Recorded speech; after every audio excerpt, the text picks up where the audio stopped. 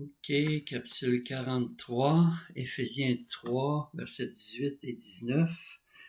Donc, je reprends le verset 18 dont j'avais parlé hier. Pour être capable de comprendre avec tous les saints quelle est la largeur, la longueur, la profondeur et la hauteur, et de connaître l'amour du Christ qui surpasse toute connaissance, en sorte que vous soyez remplis jusqu'à toute la plénitude de Dieu.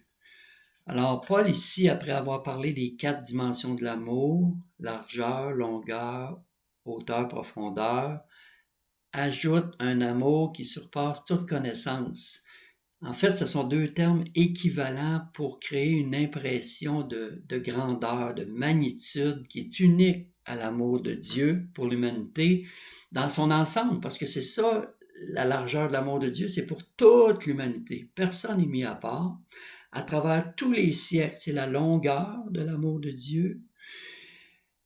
Un amour qui était prêt, dans sa profondeur, à descendre jusqu'à la croix et d'aller jeter nos péchés en enfer ensuite pour nous délivrer du présent siècle mauvais, comme Paul va dire aux Galates aussi, Christ est mort pour nous délivrer du présent siècle mauvais. C'est la profondeur de son amour d'être allé à la croix, mais aussi pour nous assurer les gloires éternelles. C'est la hauteur de son amour, la vie éternelle avec toutes les gloires éternelles. Jésus, dans Jean chapitre 14, avait dit ceci au verset 2 et 3, « Il y a beaucoup de demeures dans la maison de mon Père, sinon je vous l'aurais dit, car je vais vous préparer une place. Donc, si je m'en vais et vous prépare une place, je reviendrai et je vous prendrai avec moi, afin que là où je suis, vous y soyez aussi. » Et au chapitre 17, dans sa prière au Père, Jésus va dire aussi au verset 22, « Et moi, je leur ai donné la gloire que tu m'as donnée. » Puis ensuite, au verset 24, il va dire, « Père, je veux que là où je suis, ceux que tu m'as donnés soient aussi, afin qu'ils contemplent ma gloire, celle que tu m'as donnée. » Alors, on voit qu'on est vraiment destiné à la gloire éternelle.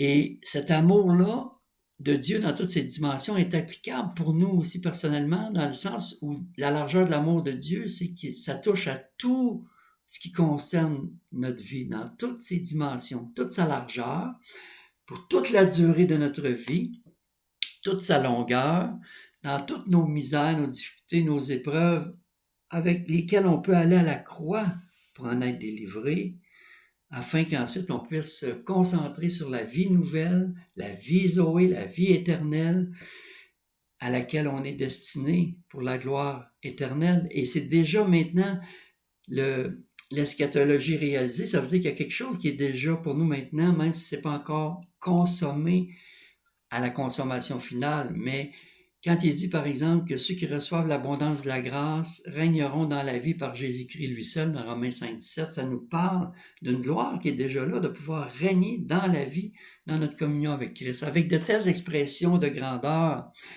c'est-à-dire les 4 dimensions de l'amour qui surpassent toute connaissance. On sent aussi que l'apôtre Paul prend pour acquis que ses lecteurs, auditeurs, saisissent pas encore assez la grandeur de l'amour de Dieu pour eux. Et c'est la raison de sa prière, pourquoi il se met à genoux au verset 14, pour que Dieu les rende capables de comprendre cet amour-là, qu'ils puissent en saisir davantage, saisir la portée que ça a pour eux-mêmes. Mais il y a un paradoxe ici. Comment on fait pour comprendre un amour qui surpasse toute connaissance? Autrement dit, comment on fait pour comprendre quelque chose qui ne peut pas être compris? Bien, ça prend une révélation parce que l'intellect humain naturel ne peut pas comprendre ces vérités spirituelles-là. Comme Paul va dire en 1 Corinthiens 2,14, l'homme naturel ou l'homme animal, le vrai mot en grec, l'homme animal, l'homme naturel, ne comprend pas les choses de l'Esprit de Dieu. Elles sont une folie pour lui parce que c'est spirituellement qu'on en juge. On peut les comprendre seulement par l'Esprit de Dieu. Et c'est pour ça que Paul prie, il se met à genoux pour demander la révélation comme un élément essentiel. La révélation, c'est tellement essentiel à la vie chrétienne. Déjà dans Éphésiens 1, au chapitre 1, versets 18 et 19, Paul avait prié que Dieu illumine les yeux de votre cœur, ou qu'il vous donne un esprit de sagesse et de révélation, même au verset 17. 1,17, Paul avait prié que Dieu, le Père de gloire, vous donne un esprit de sagesse et de révélation dans sa connaissance pour mieux le connaître. et qu'il illumine les yeux de votre cœur pour que vous sachiez quelle est l'espérance qui s'attache à son appel, quelle est la glorieuse richesse de son héritage au milieu des saints, quelle est la grandeur surabondante de sa puissance envers nous qui croyons. Alors, Paul considérait constamment l'importance de la révélation, et ici au chapitre 3, c'est pas différent. Il dit, je me mets à genoux devant le Père pour qu'il vous donne de comprendre par révélation quelque chose qui peut pas être compris naturellement. C'est un amour qui surpasse toute connaissance. Ça surpasse les capacités naturelles. Et c'est tellement important d'avoir cette révélation particulière de l'amour de Dieu pour nous, parce que la suite des choses en dépend. Et c'est quoi la suite des choses? Mais Paul dit au verset 19, à la fin, dans la deuxième moitié, en sorte que vous soyez remplis jusqu'à toute la plénitude de Dieu. Wow! C'est ça la suite des choses de cette prière-là, qui est la requête finale en fin de compte. C'est le top des tops. Comment ça peut être possible d'être rempli de toute la plénitude de Dieu? Est-ce que Paul est en train de dire que c'est son expérience personnelle? Je pense que oui, certainement, parce que dans 2 Corinthiens 14, dans 2 Corinthiens 12, pardon, Paul avait dit au verset 2, « Je connais un homme en Christ, en parlant de lui-même, on sait qu'il parle de lui, qui voici 14 ans, était-ce dans son corps, je ne sais, était-ce hors de son corps, je ne sais, Dieu le sait, fut ravi, ou si vous voulez, enlevé jusqu'au 3e ciel. Et je sais que cet homme, est-ce en son corps ou dans son corps, je ne sais, Dieu le sait, fut enlevé dans le paradis et qu'il entendit des paroles ineffables qu'il n'est pas permis à un homme d'exprimer. Pas permis, probablement dans le sens de impossible, c'est trop extraordinaire. Ça peut pas être traduit en mots humains. Mais ce que Paul est en train de dire ici, c'est qu'il a été enlevé.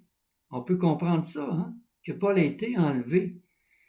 Et à cause de ça, il est rempli de toute la plénitude de Dieu, à cause de la révélation qu'il a eue. Il est rempli de toute la plénitude de Dieu, de sorte que même en prison, comme il est là dans l'Épître aux Éphésiens, Philippiens, Colossiens, il parle de sa plénitude, de sa joie, de son bonheur, de sa paix, parce qu'il est rempli de toute la plénitude de Dieu. Il est au top des tops dans ce sens-là. Alors nous, au lieu de toujours parler de l'enlèvement futur, puis d'avoir une espèce de phobie hystérique à propos des derniers temps, pourquoi est-ce qu'on ne parle pas plutôt de l'enlèvement présent, de pouvoir être enlevé dans la présence de Dieu? C'est ce qui est arrivé à Paul. C'est ce qui est arrivé à Jean dans l'Apocalypse lorsqu'il dit au début du chapitre 4, quand j'ai entendu une voix qui m'a dit « Monte ici », puis il y a eu une révélation au ciel, une expérience avec Dieu. Alors tout ça pour dire qu'on peut avoir les 2 pieds sur la terre, la tête, ses épaules, mais l'important, c'est d'avoir le cœur au ciel. Et c'est ça la prière de Paul. C'est une prière pour qu'on ait le cœur au ciel. Notre vie est transformée de plus en plus, toujours plus. Il y a toujours plus d'amour à comprendre. On ne peut jamais aller plus loin, on ne peut jamais devenir plus mature que la mesure d'amour de Dieu qu'on comprend. Et c'est ça que Paul veut. Il veut qu'on sache à quel point Dieu nous a aimés, que toute notre vie compte dans sa largeur, sa longueur, sa profondeur, sa hauteur.